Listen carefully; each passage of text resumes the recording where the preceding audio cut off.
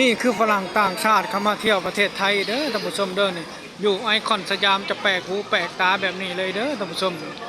โอ้โหคนเยอะมากๆท่านผู้ชม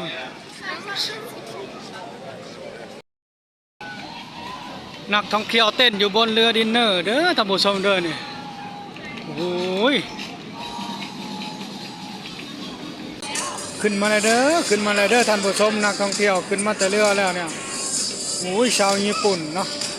ชาวญี่ปุ่นเด้อท่านผู้ชมเด้อนี่ฝรั่งต่างชาติก็มีโอ้โหก็จะเห็นแบบนี้เด้อท่านผู้ชมเด้อมื้อนี้แม่น้ำเจ้าพระยาลดลงมากเลยเนี่ย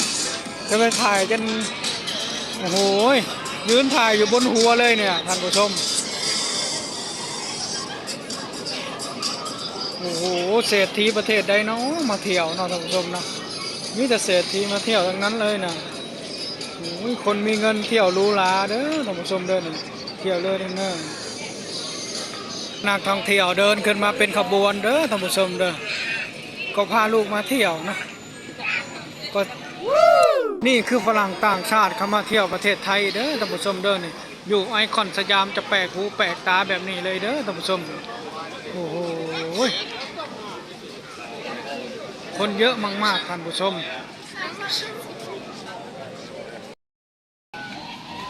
นักท่องเที่ยวเต้นอยู่บนเรือดินเนอร์เด้อท่านผู้ชมเด้อนี่โอ้ย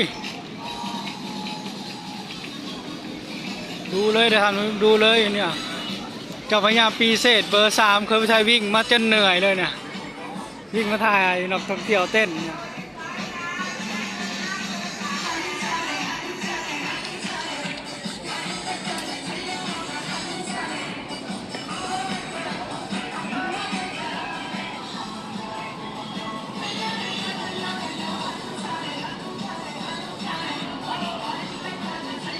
โอ้โห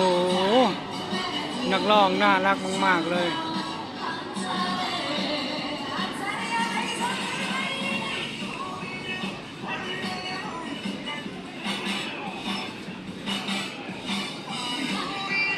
มื้อนี้เคยไปถ่ายพามาล่องเรือดินเนอร์เด้อท่านผู้ชมเด้อเที่ยวเรือดินเนอร์แบบหรูหราเด้อท่านผู้ชมเด้อ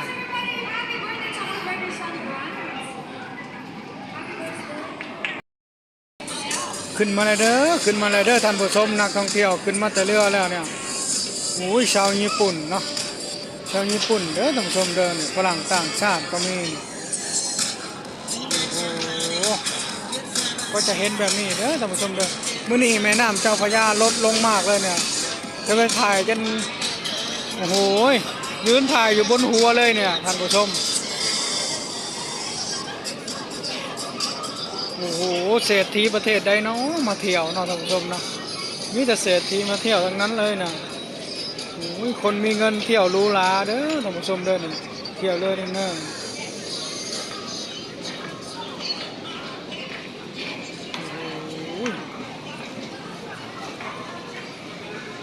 เยอะมากๆเลยท่านผู้ชมเนี่ยเขามาเที่ยวกันเยอะมากๆเลย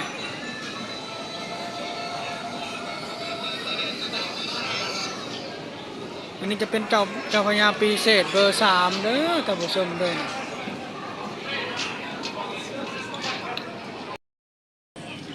ตอนนี้เคยมาไทยก็อยู่ท่าเรือที่4ของไอคอนสยามก็จะเดินไปท่าเรือที่2ของไอคอนสยามเด้อท่านผู้ชมเด้อก็สังเกตเห็นว่าจะมีโต๊ะนั่งกินเนาะโต๊ะตุดจีนวันจีนเด้อท่านผู้ชมเด้อนี่ก็จะเห็นแบบนี้เลยเด้อท่านผู้ชมจะมีขนมขายเนาะมีขนมขายด้วยเด้อท่านผู้ชมเด้อนี่เนี่ยคือผลไม้เขาจัดงานในวันตรุษจีนเนาะยอดมากๆเลยโอ้โหท่านผู้ชม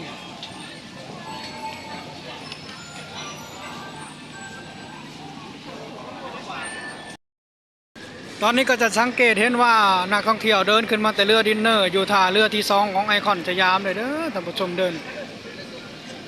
อันนี้จะเป็นเจ้าพญาปีเศษเบอร์ใดเนาะท่านผู้ชมเดินเครื่องไทยคอดูก่อนเจ้าพญาปีเศษเบอร์ใดเด้ท่านผู้ชมเดิน ที่เห็นอยู่นี่ก็จะเป็นเจ้าพญาปีเศษเบอร์6เด้อท่านผู้ชมเด้อนี่นักท่องเที่ยวกำลังเดินขึ้นมาเป็นกลุ่มเป็นก้อนเลยท่านผู้ชมโอ้โหก็มีชาวฝรั่งต่างชาติชาวญี่ปุ่นเนาะน่ารักมากๆเลยท่านผู้ชมสุดยอดจริงๆอันนี้จะเป็นท่าเรือไอคอนสยามท่าที่4เนาะ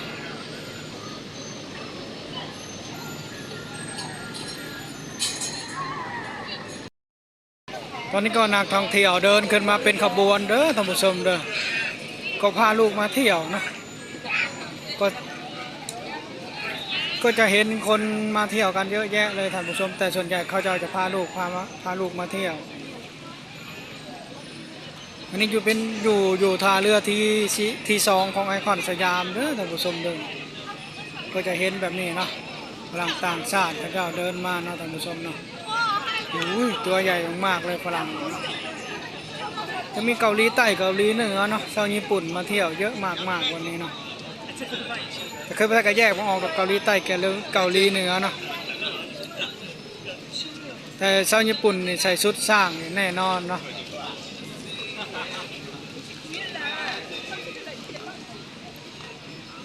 เรือดินเนอร์ของไอคอนสยามเนี่ยเที่ยวแบบหรูหราเด้อท่านผู้ชมเด้อ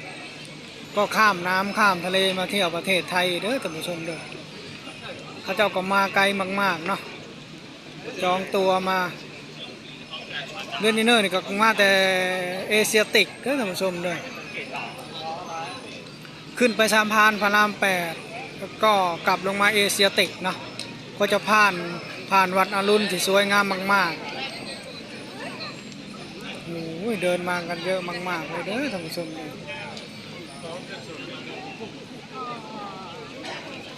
นี่เขาเจ้ามาเที่ยวเนาะมาเที่ยวประเทศไทยเด้อท่านผู้ชมเด้อ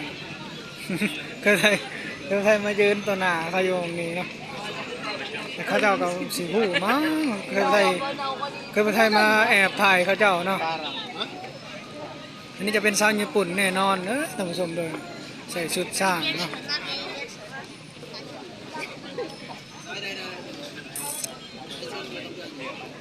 นักท่องเที่ยวมาเยอะมากๆท่านผู้ชมนี่ข้าเจ้าก็จะเดินไปเนาะเดินไปขึ้นรถเด้อท่านผู้ชมเด้อโอ้โหข้าเจ้าเดินไปขึ้นรถเนาะตอนนี้เคยไปถ่ายพาชมวิวไปก่อนเด้อท่านผู้ชมเด้อ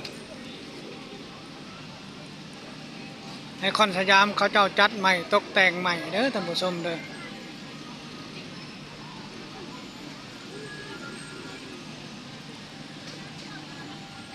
ก็จะมีศาลาจีนเนาะโกดังจีนคือไทยว่าบ่ถึกเนาะเขาเจ้ามาตกแต่งไว้ให้เบิ่งให้ชมเด้อท่านผู้ชมเด้อ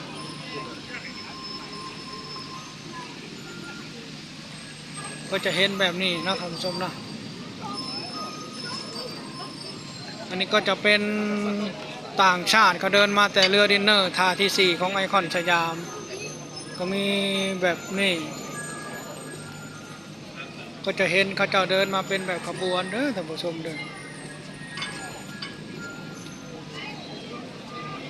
เขาเจ้าเดินมาเยอะมากๆท่านผู้ชม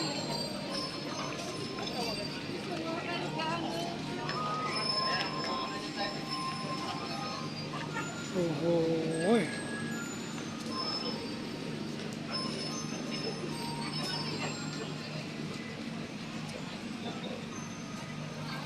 นี่ต่างชาติเข้ามาแต่เรือดินเนอร์เนาะแต่เรือดินเนอร์ท่าที่4ของไอคอนสยามเด้อท่านผู้ชมเด้อก็จะเห็นเดินมาแบบเป็นขบวนเด้อท่านผู้ชมเนาะจะแปลกหูแปลกตาคือมีเป็นสีแดงที่มองเขาขายเนาะขายของขายขนมขายอาหารการกินเป็นของตรุษจีนเด้อท่านผู้ชมเด้อเคยไทยฝากกดไลค์กดแชร์กดติดตามคอมเมนต์ที่ชมได้คลิปนี้เคยไทยจะขอลาจบสำนี้ก่อนขอบคุณครับ